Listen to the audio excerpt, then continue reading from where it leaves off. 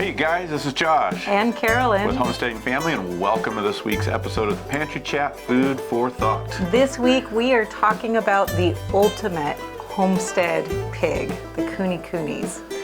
In our opinion, anyways. Yeah, we think they're the ultimate. We really decide we like them. We're going to talk about why and, some cool things about the Kune Kune pigs today. And they are a cool pig. Absolutely. But first...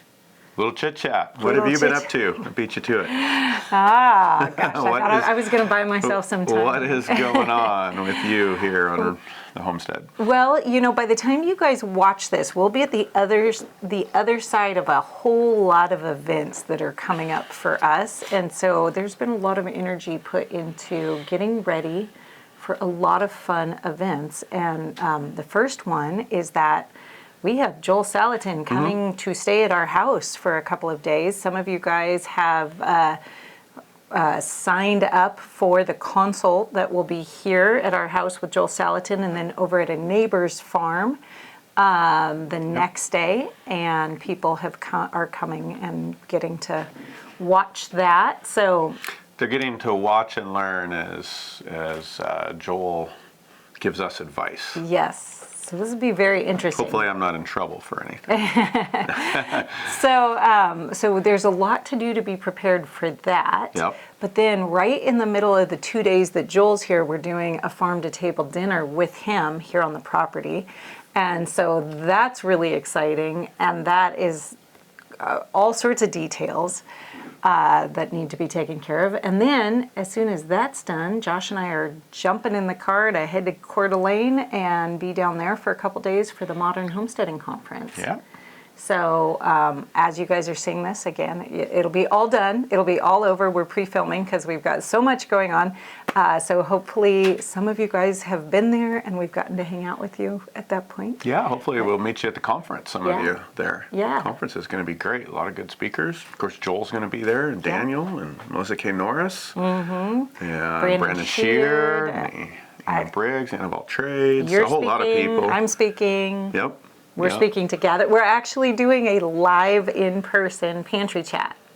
So that'll be a lot of fun. That's going to be cool. It's going to be very different because we get to look at all of you, not just looking at the camera. But that's going to be fun. It'll be kind of cool. And I'm excited. I'm excited that we have a homestead conference in the West. There's really nothing like this in the West. HOA and most of those are kind of mid-country or east. So I'm really excited and happy to support just having this conference, and thanks to our friend Melissa K. Norris, who's really put this all together. Mm-hmm. And this is first year, but it's going to be a recurring thing, so that the Western United States has a place to come and talk homesteading. Yeah.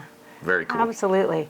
Aside from that, I cannot believe that I forgot to grab it, but we have a brand new issue of the magazine, the In the Homestead Kitchen magazine, out right now, which I'm really excited about because it's all about peaches, and it is great. And we've got, the magazine just continues to grow and expand, and there's more and more fun stuff in there.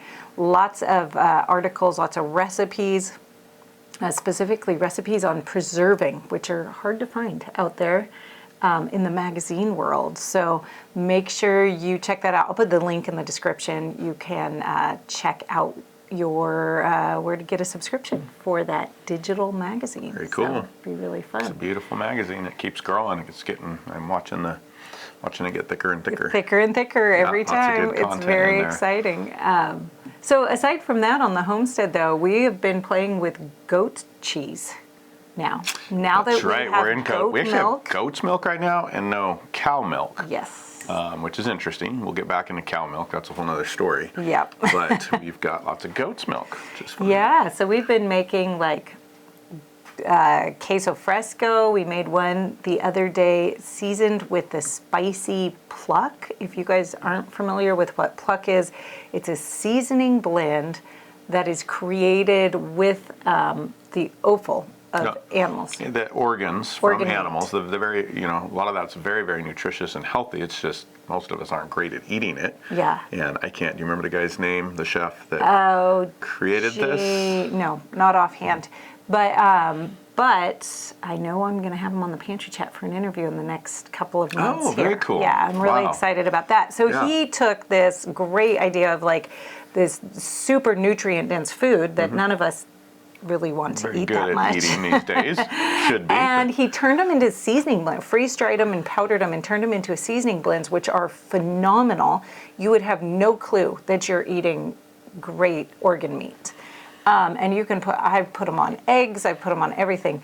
We did the goat queso fresco with the spicy pluck the other day. They have different varieties of seasoning blends, and oh my goodness, we put them on taco salads last night. It was great. It was so good. Very good. It was very good. So we've been having fun playing with that. So She's also not telling you we've been having goat milk lattes. we have been having goat milk lattes.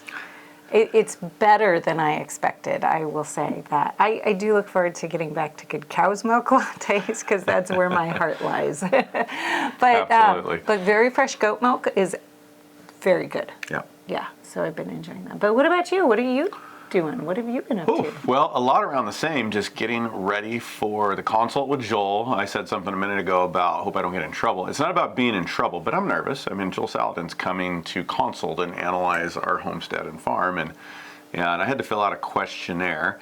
And I think the question was, like, what are you most afraid of? And so I think for me, I'm most afraid of hearing that I've invested in some serious systems that were the wrong direction. Put a lot of work, money into some systems that maybe, I mean, I feel good about them, but I know they're definitely things different than he would do probably. So I'll be curious what he thinks about them in our context. So, you know, there's that, but it is going to be great. I get to talk to Joel a little bit here and there. Really, really excited to have him. He's staying here with us on the farm. And so really just getting ready for that. We were already working to clear some land for additional pasture on our land. We have some very young, overgrown, just wrecked forest that's good pasture land, but it has some challenges. I'm excited about that. So I've been working hard to get some of that cleared so that we can look at it with him and the people that are attending the consult to talk about reclaiming some of that land, which he's great at. So that's fun. So getting ready for that, getting ready for the farm to table, of course, and the conference and the presentations. And then I'm teaching a class for school traditional skills after that. So it's a crazy couple weeks filming a class. That won't come out for a while, but filming a class on multi-species rotational grazing for the small homestead. That's a mouthful. All right. We'll figure out how to call it something different. But so really getting ready for all of that besides just managing the homestead. And we've got a lot of animals out to pasture right now, pigs, sheep, egg layers, meat chickens, 200 meat chickens with a couple hundred more coming here in a week or so. And managing grass, which has been great. We're third year after doing some land shaping work on pasture, and it was in pretty bad shape. Yes. And I'm going to hopefully do a couple videos this summer about this, but it's really exciting. This is third year of doing some multi-species rotational grazing, and the pasture's starting to explode.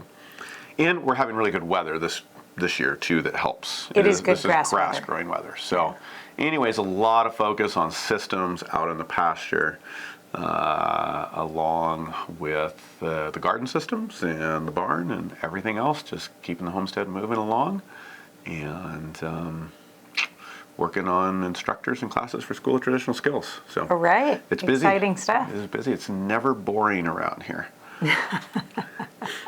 It is never boring. Occasionally I vote for boring, just for a day or two. I get bored easily, so that gets problematic. Yeah, by the end of the day, though, she's of boredom, she's looking for things to do. And I'm not far behind. Right. Okay, so diving into the question of the day today, Samantha Ellis on the DIY Hoop House video.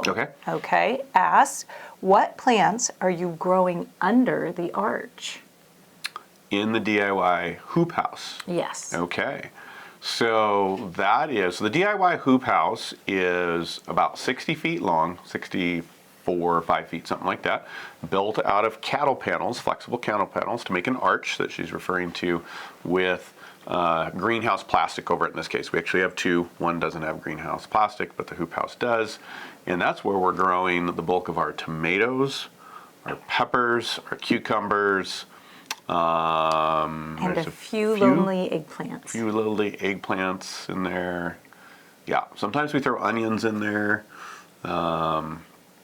But that's it. Now, we've done melons in there. We've done a little, experimented with a little bit of okra, things that don't grow well in the north, which we've moved those, though, because a couple people, not myself much, I guided, but we got the greenhouse, which is not very big, but we got that rehab this year. That was kind of falling apart. We had a greenhouse on the property when we moved in, and it was not being utilized well. It was in bad shape. Yeah, it was no watering system. And anyway, so Rachel, our oldest daughter, and we have 2 interns here, apprentices, they rehabbed it and they did a great job. So now we've got melons, we've even got sweet potatoes growing. We'll see what the harvest does. But and we've got some more okra, which I think we'll get a good yield on.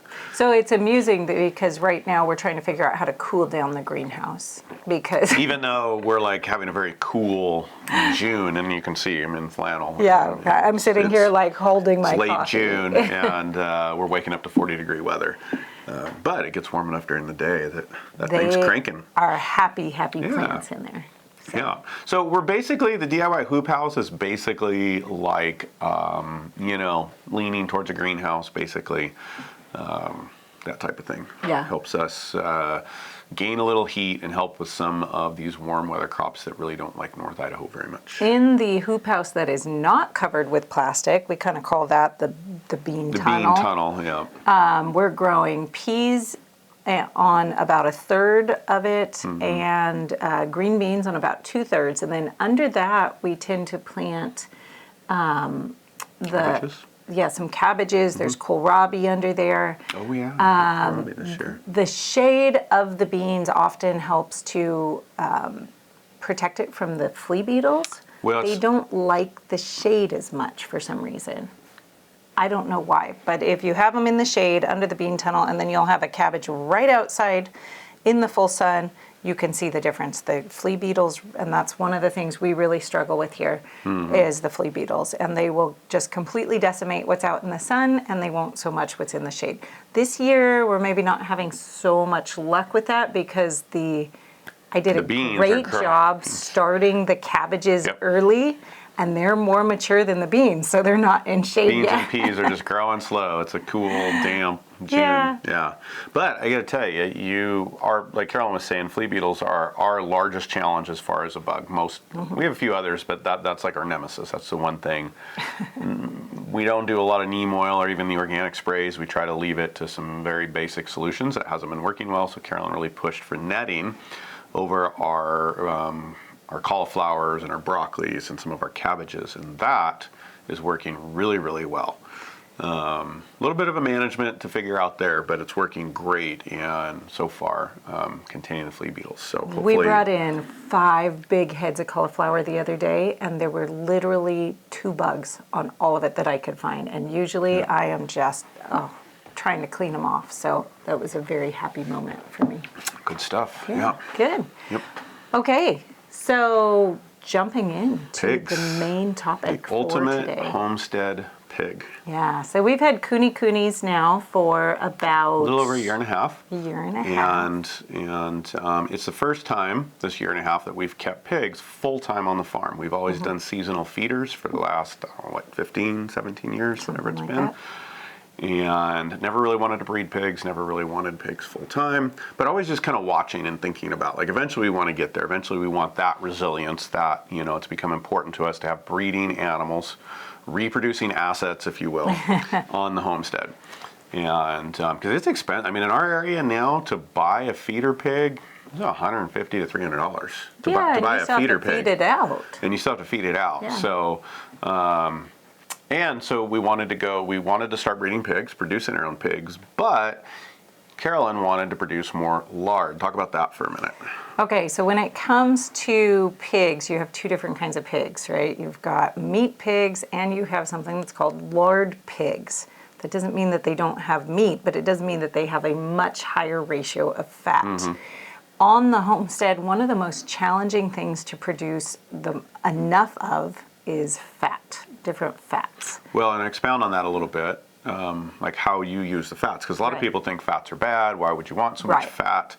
And then in our particular situation, looking at dairy and everything. Yeah, well, fat is kind of what makes the world go round. Like from oiling your cutting boards to greasing things to, all of your cooking. You always need some fat in your cooking. You end up needing fat in your kitchen. Some people use oils, cooking oils. You've got things like your olive oils that you usually use more raw. And then you've got things like butter or lard. And those are the things that are one of the hardest to produce because they come in smaller quantities, right? And everything you do, they're going to be there in smaller quantities. It's a lot easier to produce the protein part or the vegetable part than it is the fat part.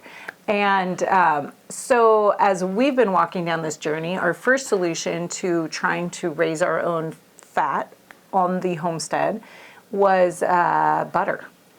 Made a lot of sense because we have a cow and she produces a lot of cream, so it's like, let's make butter. The thing with making butter, I mean, it's delicious, it's phenomenal, especially if you have raw cream right out your back door. I love bread with my butter. Exactly, as do most of us. But it requires a lot of work, actually, separating off the cream from the cow and then weekly at least churnings to get into the freezer to have it last for the year. It's a lot of work for a much smaller return. So your other options are plant oils, which I am really excited to be exploring that angle and be learning about some plant oils, like from seed oils. Those are, require special machinery and all of that. But you do have your lard.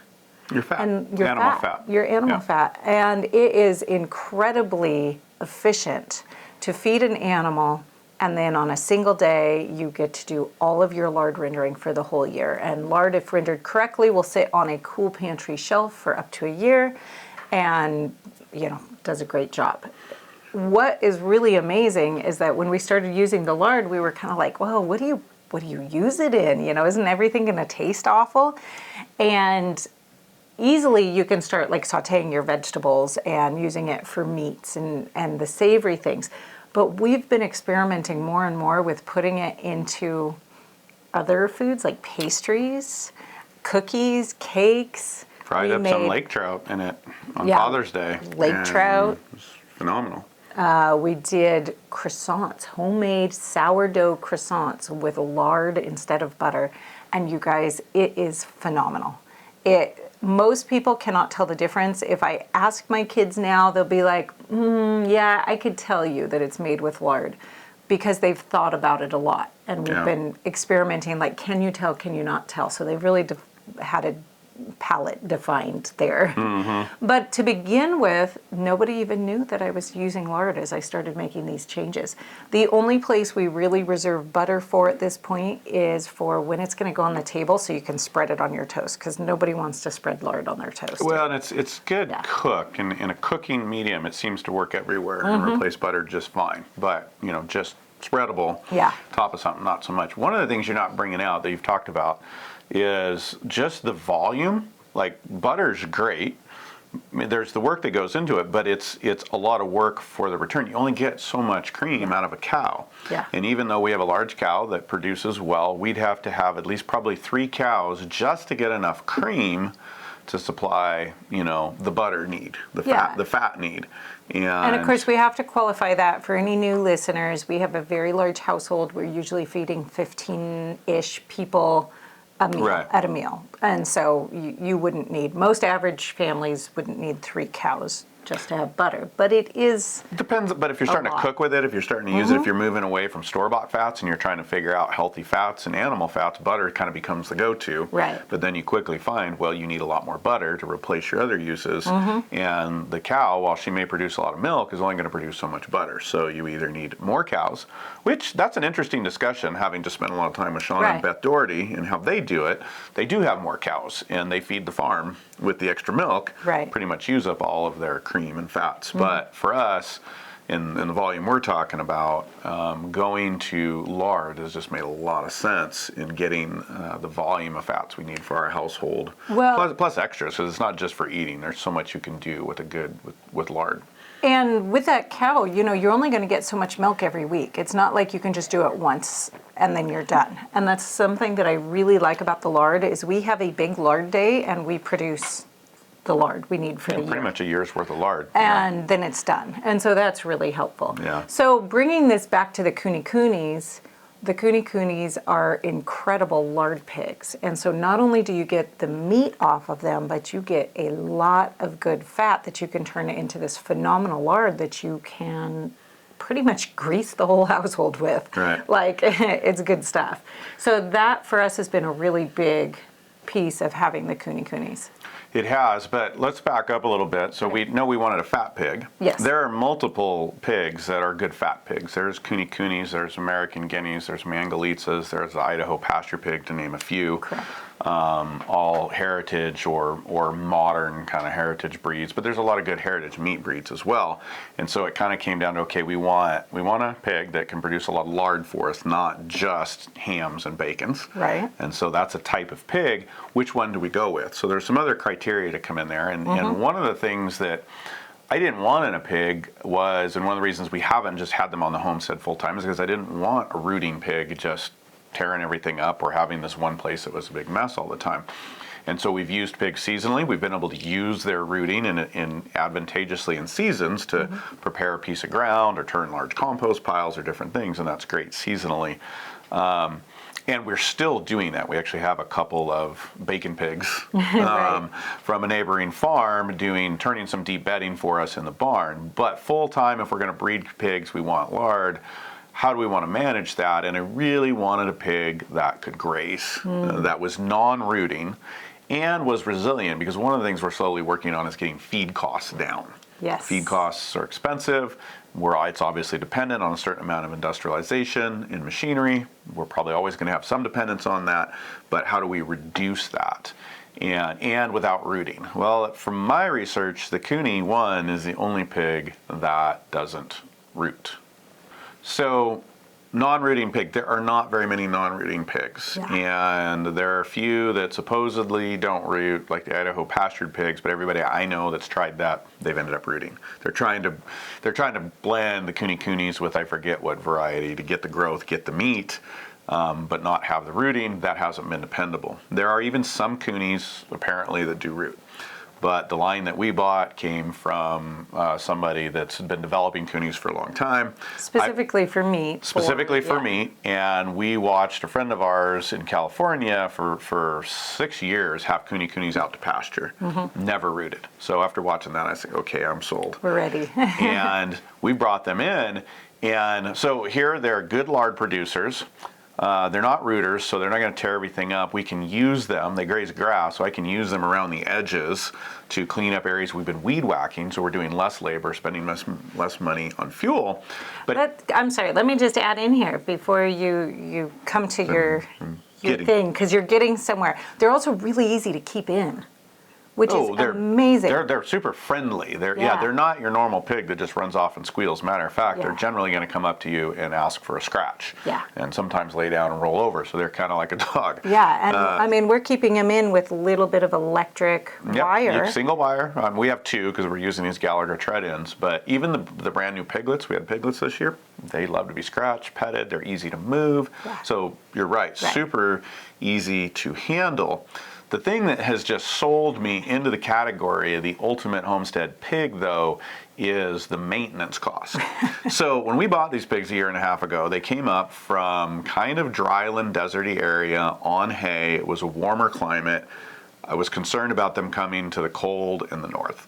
And that can be a problem with animals. We've moved around. We've brought animals from different regions. That can be an issue. Pigs can get particularly susceptible to moisture and cold. And they came in the fall. So I'm worried about them going through winter. And I ended up getting these pigs way too fat, which meant they didn't breed. And because I didn't want to be pushing them too hard in the winter. I've been working for a year, and I've gotten to where I've actually had to test out, can these pigs really survive on just grass and some food scraps in the winter? And the answer is yes. These pigs are staying fat, they're staying healthy, and they're 100% on grass right now. When we go into the cold season, we got to start bringing them out from the grass. It's literally food scraps, and if we don't have enough food scraps for some reason, some alfalfa pellets, maybe a little bit of grain, more just because we feel like we should, because they like it. That makes them the ultimate homestead pig because they're surviving on what we have. We literally need 0 inputs to take care of the pigs. That is year-round in our environment. Yeah. I mean, that's a big deal. It is a big deal. All of a sudden, you have breeding stock that you are not paying to feed. Yeah. Like, the sheep don't even fall into that category. We have to bring the hay in for the sheep. Right. Even though they're out on pasture the whole rest of the year here. But that is, to me, like this moment where it's, aha, you take something that is, buying good quality fat at the store is one of the more expensive things you're going to get. Yep. If you've ever found good grass pastured pork lard at a grocery store, then that's amazing because it's really hard to find. You usually get that really trashy stuff from the grocery store that I would never feed anybody. And, like, they call it lard, but it's not really. I don't know what that stuff is. But, this stuff is expensive and you are completely raising it on your kitchen scraps. Like, aha. That's a big aha moment. That is. Huge for us. It's a huge moment. So let's recap that. So they can survive on 0 external inputs. Right. Okay. They are living off of what we're producing on the farm without having to work hard to produce anything else. Yeah. They are actually cleaning up grass, cleaning up areas. They're easy to contain and manage, so we can use them in these areas around equipment. We can put up a fence real easy, and they mow down this area or that area. And so they've reduced our labor. They've reduced our fuel costs. And they've reduced kitchen costs as far as the fats and the different things where the butter wasn't enough for our household, so you were having to buy in either more butter or more inputs. That just all those things together, and that just makes them the ultimate homestead pig, in my opinion. Wow, cool. Yeah. That is pretty neat. So we're going to keep raising them ourselves. We're breeding them, raising them, and selling them eventually. Selling them eventually when we have enough. Right now, we're just enjoying them. Yep. All right, you guys, we hope you'll consider looking at Kune Kunes yourself if they're a right fit for you. Drop us your questions or thoughts. And I know some of you are going to tell me that Kunes root. There may be some out there that root, but I promise you there are Kunes that do not root ever. At all. You'd have to starve them to make them root. But let us know your thoughts, give us your feedback, and we will see you soon. Goodbye. Bye.